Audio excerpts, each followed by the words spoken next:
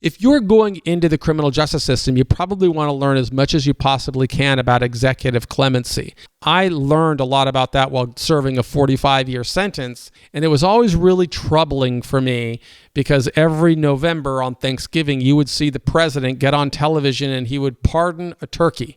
Well, a pardon is one form of executive clemency. It is not the form that interested me. What I was more interested in was a petition for a commutation of sentence, because a pardon is really effectively forgiving the offense, but I just wanted to have my sentence commuted. But the presidents were not commuting very many sentences while I went through prison.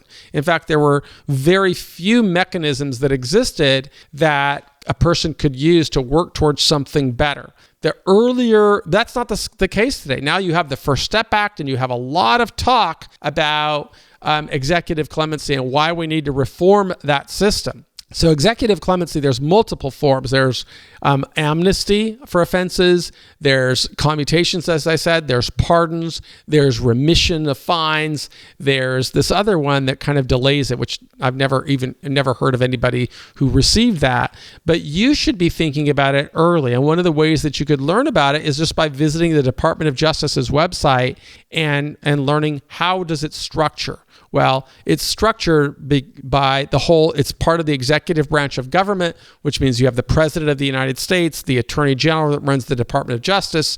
You have the Chief of White House Counsel that is like the President's attorney. Then in that area, all of these people could potentially be involved in clemency. And then you have a pardon attorney that works at the Office of the U.S. Pardon Attorney. They have a form. And you could see that form just by visiting our website at mitigationartcourses.com. And in one of the courses, I think it's level lesson 31 on post-conviction work, you'll see an entire course on executive clemency, including this form right here, which is the form that you would have to prepare in order to request a commutation of sentence. And it gives you all the instructions on what you need to do. But what I recommend you do early is you start thinking about in what ways are you worthy of executive clemency? In what has made your life so extraordinary and compelling, the President of the United States might want to commute your sentence.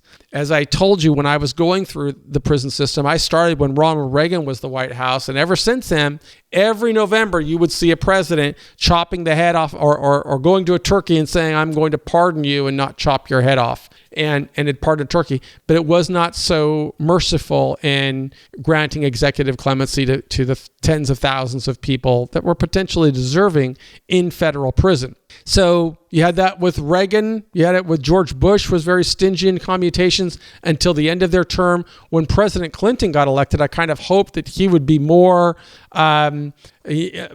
exercise more leadership in commuting, because his own brother was in federal prison serving a 10-year sentence for trafficking cocaine. But Clinton didn't do very much during his first 4 years, and in his second 4 years at the end of his term, he started commuting sentences. But it was very controversial because he commuted people that were called FOBs, Friends of Bill. Not the best policy. George Bush II was not much more helpful. Who was next? Obama. I think Obama was next. Wasn't too helpful until the end of his presidency. President Trump was much more aggressive in clemencies. Biden has been very slow. Ironically, both Trump and Biden are going through the system right now, or their family members are, and they may be recognizing that they should have done something more to advance executive clemency. But this isn't about them.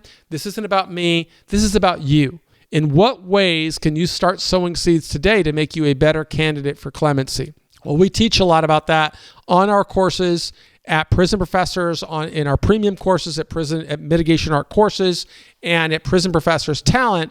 We offer you an opportunity to build your own profile showing why you're an extraordinary and compelling individual. We hope you'll use those resources because it's part of our kind of ministry at Prison Professors to try and bring more awareness on what we can do to improve outcomes for people going through the criminal justice system. I am Michael Santos. I believe in you.